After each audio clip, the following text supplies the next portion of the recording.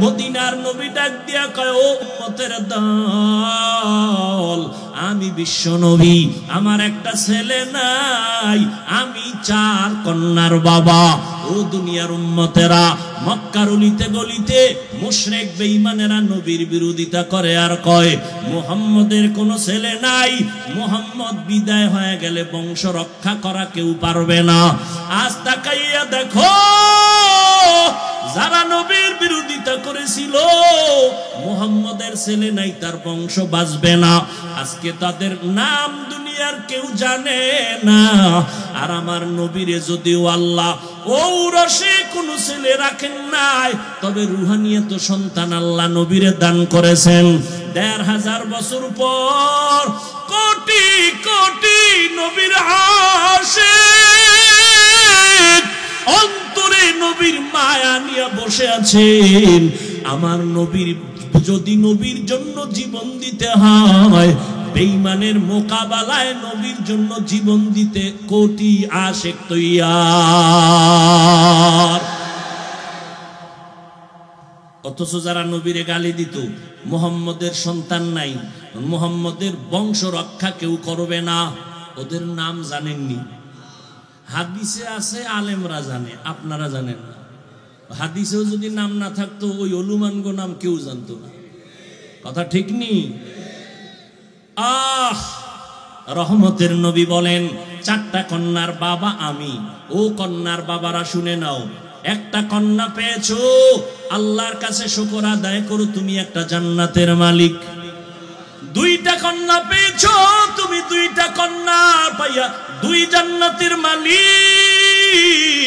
তুমি 3টা কন্যা পেয়েছো, তুমি 3টা জান্নাতের মালিক। তুমি 4 কন্যা পেয়েছো, তুমি 4টা জান্নাতের মালিক। একজনে খুব খুশি, মাইয়া কয়টা? কয় 2টা। জান্নাতের মালিক হয়ে গেছি হুজুর 2টা, একটা হইলেই তো আমার হয়, তো 2টা ভাইয়া লাইছি। আপনি জান্নাতের মালিক 2টা, মাইয়ারা কির মালিক? কয় গ্রামীণ ব্যাংকের মালিক। হাসেন আপনারা, আছে না নাই? আল্লাহ হেদায়াত দান করুন। ভাইরা আমার, পৃথিবীতে কথা বলার মতো কষ্টের কোনো কাজ নাই।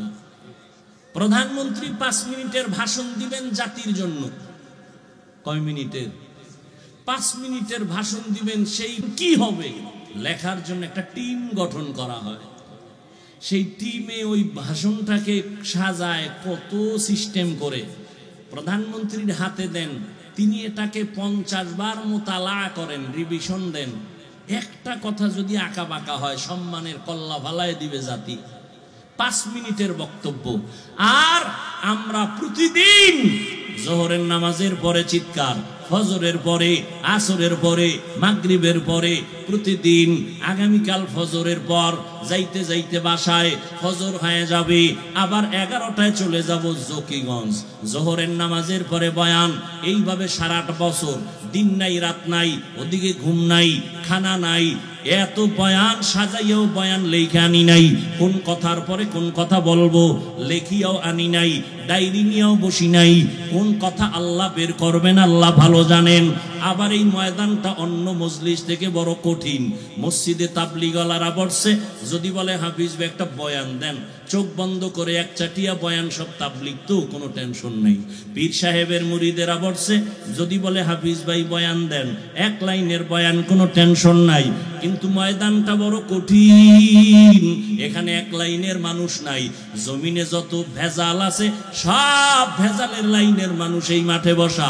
আওয়ামী লীগ আছে, বিএমপি আছে, জাতীয় পার্টি আছে, জাসদ আছে, বাসদ আছে, অসতেরাও আছে, নাই? যারা পাস করলেই দেখলে গালি দেয়, আমার বিরুদ্ধে 2 কলম না লেখলে কলিজা ঠান্ডা হয় না, ওরাও সিফাগল্লিতে দাঁড়ায় বয়ান শুনে। এতগুলো মানুষের দিলকে ঠিক রাইখা এরপরে আল্লাহর মোহাব্বতে বয়ান করাটা, এটা কি মনে করলেন? মাওলা দয়া না করলে সম্ভব? এরপরও তো 2-1টা কথা, হাজার হাজার কোটি কোটি কথা বের হচ্ছে। ওই অন্য অন্য বক্তাদের মতো একটু যে চা খাইয়া আপনাদের সাল্লাল্লাহ টান মেরে একটু রেস্ট নেব, ওই অভ্যাস এখনো হয় নাই। আল্লাহ যেন মরার আগ পর্যন্ত না করান। কথা বুঝেন নাই? আপনি তো মনে করেন পরের বাড়ি খাই, কত শান্তি না? আমগো লাগে এক সপ্তাহ ঘুরলে হসপিটাল ছাড়া আপনাকে সুস্থ করার কোনো কায়দা নেই। আমাকে জিগা হাফিজ ভাই এত চিল্লান, আপনি গো কোনো হুনি না অসুস্থ হয়েছেন, গলা ভাঙছে। আমি কি আমগো আল্লাহ বানানোর সময় সিস্টেম করে বানাইছে।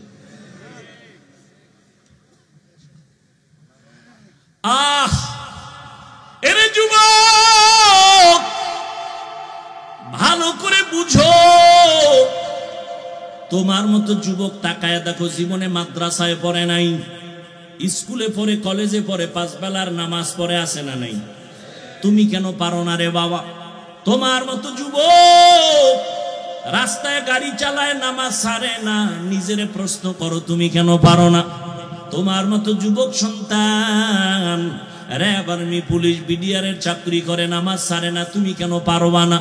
ও যুবক, তুমি ডাক্তার হও, আমি কলিজা দিয়া দোয়া করি। হুজুর হওয়ার জন্য তোমারে দাওয়াত দেই না, কারণ আমগো দেশে এই পরিমাণ হুজুর বেড়ে গেছে, এবার ভণ্ডদের কারণে আসল হুজুর পাওয়া বড় কঠিন হয়ে গেছে। আমগো হুজুর টুজুর লাগবে না, যেই পরিমাণ মাদ্রাসায় হুজুর, এটি যদি সব হুজুর হয় কঠিন অবস্থা হবে। আমার দেশে এখন অভাব ডাক্তারের। বাচ্চার মুসলমানি করাবে, এটার মাইরা লেছে। কি খবর? ফেসবুক, আপনারা যারা ফেসবুক শরীফের গোলাম জানেন না? কথা বলেন কি খতনা করাইতে কি মানুষ মরেনি? হ্যাঁ, এত অত্যাধুনিক প্রযুক্তি, আর আমরা গ্রামে মুসলমানি করাইছি বাঁশের চুঙ্গা, কত কিছু দিয়াও কোনো মানুষ মরে নাই। আর অত্যাধুনিক ব্যবস্থা, হ্যানের মধ্যে সব মানুষ মরতেছে। কয়েকদিন আগে আর এক বাচ্চা মারা গেছে।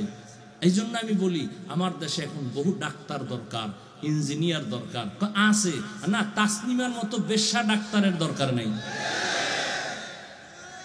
ডাক্তার দরকার আদর্শবান ডাক্তার, তোমার ব্যবহারে কলিজা ঠান্ডা হয়ে যাবে। এটা কোন থানা? ফকিরহাট। সব কি ফকির? ফকিরহাট থানা শহরের মধ্যে ডাক্তার আসেনি?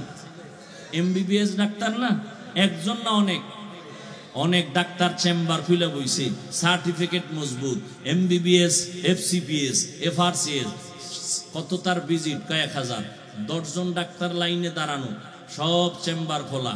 সব ডাক্তারের চেম্বারের রুগী সমান? কোন ডাক্তার বয়ে বয়ে বিড়ি টানে আর মশা মারে, কথার কথা। আর কোন ডাক্তার রাত্র 12টা পর্যন্ত রুগীর সিরিয়াল। বিষয় কি? সার্টিফিকেট এক, ভিজিট এক। ওনার ওখানে লোক বেশি কেন? আদর্শের ডাক্তার হইও রে যুবক। ইঞ্জিনিয়ার যদি হও তবে আদর্শবান ইঞ্জিনিয়ার হইও।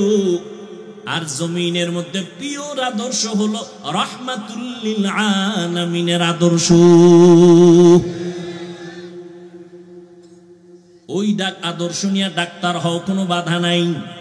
ইঞ্জিনিয়ার হও, কোনো বাধা নাই। দেখবা আল্লাহ সম্মান বাড়ায় দিবেন। এমন সম্মানের ডাক্তার হও, তুমি মরিয়া গেলেও যেন মানুষ দোয়া করে, সম্মানের ইতিহাস রচিত হয়। ও আল্লাহর বান্দা, ভালো করে বুঝো রে বাবা, তোমাকে ডাক্তার হতে নিষেধ নাই, তুমি ইঞ্জিনিয়ার হও, বাধা নাই। চাকরি করো, বাধা নাই। ব্যবসা করো, বাধা নাই। তবে খবরদার, এমন চরিত্র নষ্ট করবা না যে মানুষ তোমাকে পছন্দই করবে না। সম্মানের ডাক্তার হইও, তোমার সম্মান থাকবে সবার উপরে।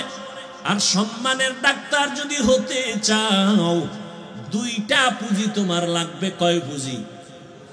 একটা পুঁজি যদি না থাকে, তোমার কপালে জুতা ছাড়া কিছু নেই। কয় পুঁজি? এই যুবকেরা কথা কও, কয় পুঁজি?